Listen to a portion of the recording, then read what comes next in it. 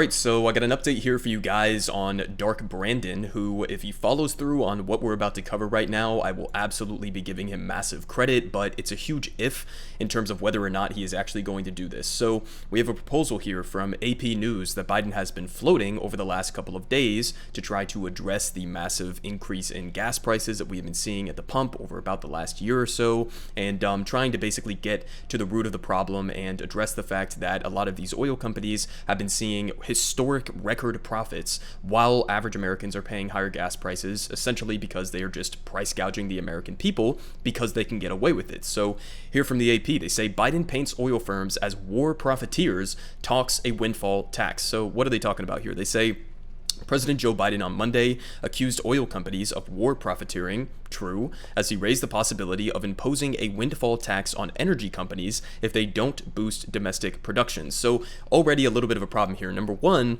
is that he's raising the possibility of doing a windfall profits tax. This is something you should have been doing from day one. It's not something you should be like kind of mulling about right now as we're days out from the midterm elections. That kind of to me gives the indication that this is more of like a political virtue signal than something you are actually seriously thinking about pushing for aggressively, because you could have done this months ago, right? I mean, we had Bernie Sanders all the way back in April who was pushing for a windfall profits tax, not just on the oil companies, but across the board for any corporations who have been artificially raising their prices beyond what increases in supply side costs due to the breakdowns during the pandemic. He was pushing for a 95% tax on all of these windfall profits across the entire American economy for these massive, wealthy, billion-dollar corporations. So this is an idea that some members of Congress, some members of your own party like Bernie and even Elizabeth Warren and stuff, and I think Ro Khanna was another one who was aggressively pushing for this.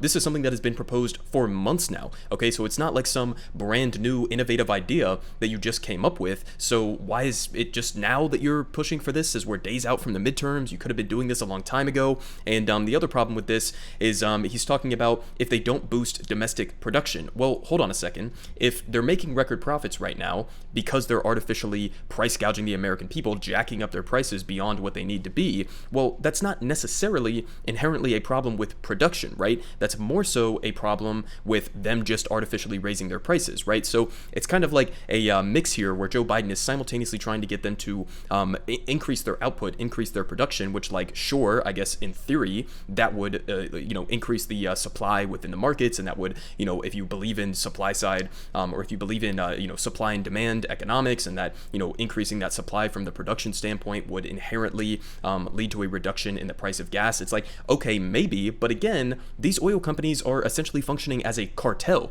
right? This isn't like a free market principle that we're talking about here. So you have to aggressively go after their profit margins. It's not just a production problem. So already running into a couple of issues here, but they continue saying that Biden, in brief remarks, criticized major oil companies for making record-setting profits while refusing to help lower prices at the pump for the American people. So this is kind of what I was talking about the other day, him doing this sort of like finger wagging at these oil companies and saying like, you guys need to do your patriotic duty and lower prices at the pump because that's un-American, that you're price gouging people right now. And it's like, they do not give a single solitary shit about the American people or the fact that working class Americans have been getting shafted at the pump. That's kind of like their whole fucking purpose. That's their goal. They exist to serve the interests of their shareholders. So if they see a window of opportunity where they can get away with price gouging the American people because there's not going to be any legitimate consequences from the legislative branch or from the presidency, and the worst you're going to give them is this little finger wagging, well then it's completely useless, and they're just going to keep doing it and give you a double middle finger and completely ignore you calling on them to do their patriotic duty or whatever the fuck, right? You have to actually pass legislation to get this done. So you shouldn't just be talking about like,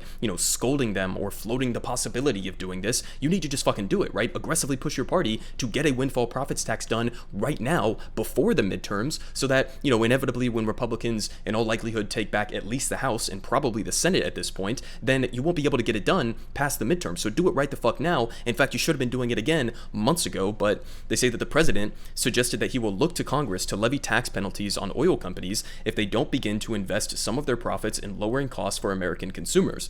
The president issued the warning just days before the November 8 midterm elections. He says, "My team will work with Congress to look at these options that are available to us and others," Biden said. "It's time for these companies to stop war profiteering, meet their responsibilities to this country, and give the American people a break and still do very well." I mean, think about just how cucked we are generally as a country to corporate America, but just more specifically, these oil companies, that like the most powerful person in the world, the president of the United States, is basically just getting on his hands and knees and like politely begging these companies to serve the interests of the American people. Guess what? Newsflash, okay? These companies, capitalist organizations, okay, they do not care about the American people. They care about returning maximum profits to their shareholders. In fact, they kind of have a legal responsibility to do exactly that, right? They have a fiduciary responsibility to their shareholders. And so if the CEO of ExxonMobil or Chevron just decided to, be a good person that day or whatever and listen to Joe Biden and just go artificially lower their profit margins from the perspective of their shareholders and just cut prices because he wanted to do a good thing for the American people, well, that CEO or that board of directors, they would just get fucking fired, okay? Because that's not what their job is. Their job is to maximize shareholder value,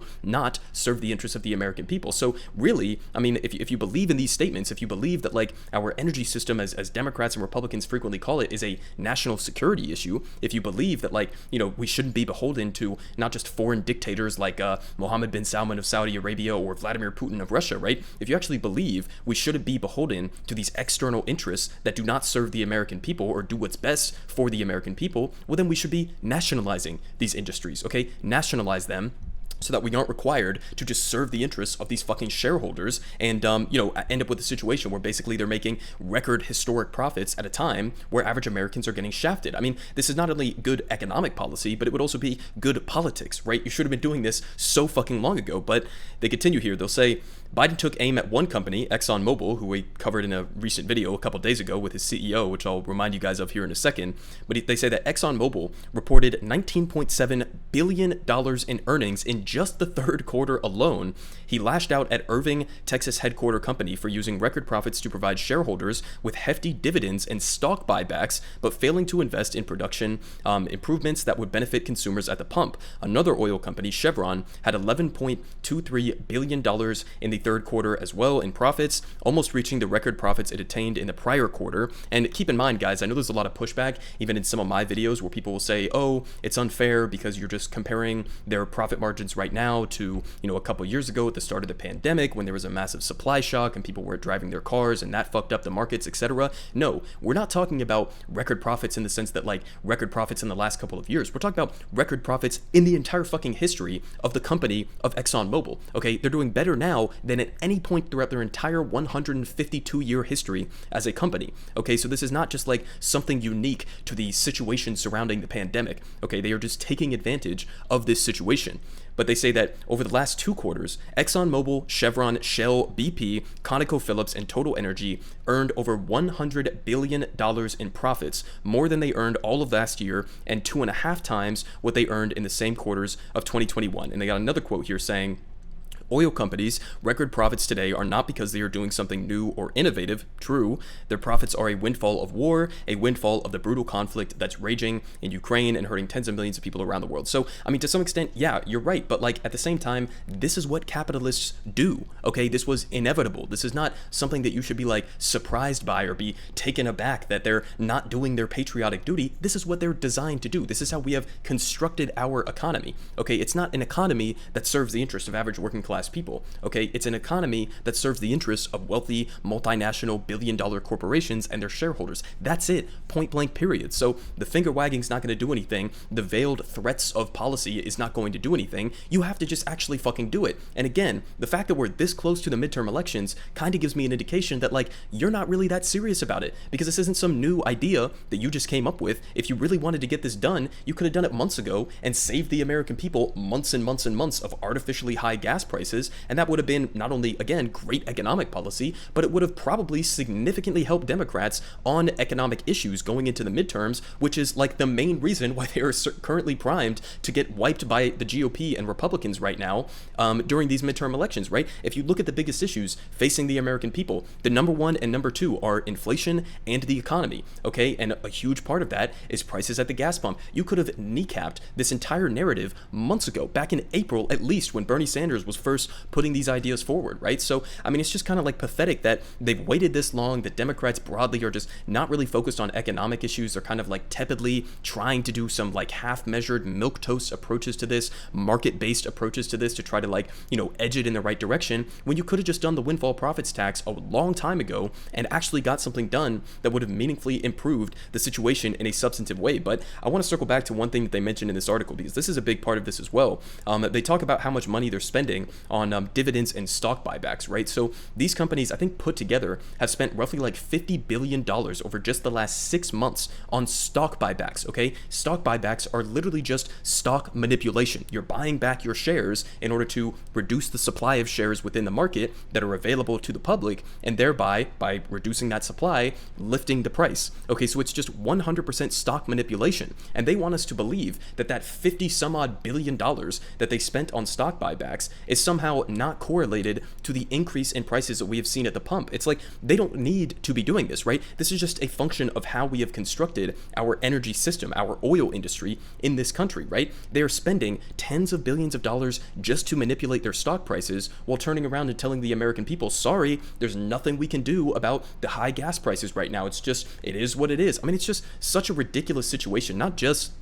with the oil industry, but with our broader economy, right? This whole idea of like shareholder capitalism, it doesn't even make sense under the mode of capitalism. Even if you are somebody who supports this type of an economic structure of capitalism, it doesn't even make sense from that perspective, because if you're spending tens of billions of dollars on stock buybacks to enrich your wealthy shareholders, you're also not only just not spending that money on lowering prices for average Americans at the pump, but you're also not spending that money on innovation or like research and development. And I'm not just talking about the oil industry, just across the board. You're not spending that money on research and development. You're not spending that money on innovation. You're not spending that money on your workers. You're not spending that money on increasing your productive capabilities of your company. It's just being siphoned off to Wall Street ghouls. So, I mean, it's just a completely ridiculous economic model that in the long run is going to destroy our economy, whether or not you want to call yourself a socialist or a capitalist. This model is just completely fucking deranged, okay? It's not just not in the best service of the American people. It's not even in the best, service of the broader economy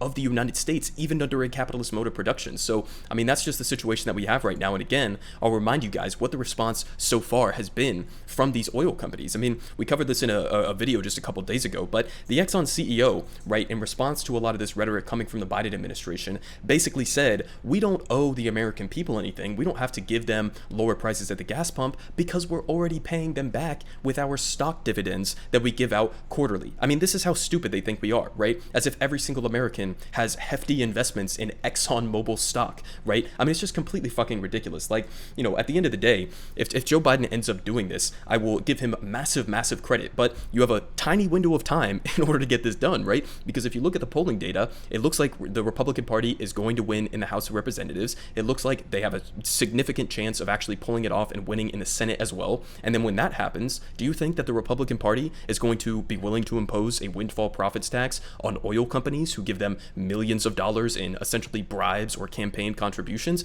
No, of course that's not going to happen. So it's like, I'm very hesitant to believe that Joe Biden is going to be aggressive enough to actually get this done before the midterm elections. If he does, again, I'll give him massive credit, and this will be probably one of the best things that he's done throughout his entire administration, and will demonstrate some sort of a willingness to actually confront corporate America. But at the end of the day, you could have been doing this months ago, and you're waiting this long. I kind of just think that this might be virtue signaling. Everyone is saying good Politic guy has the best Politic. Believe me, no one does it like him.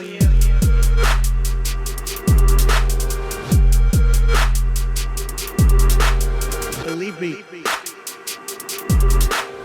everyone is saying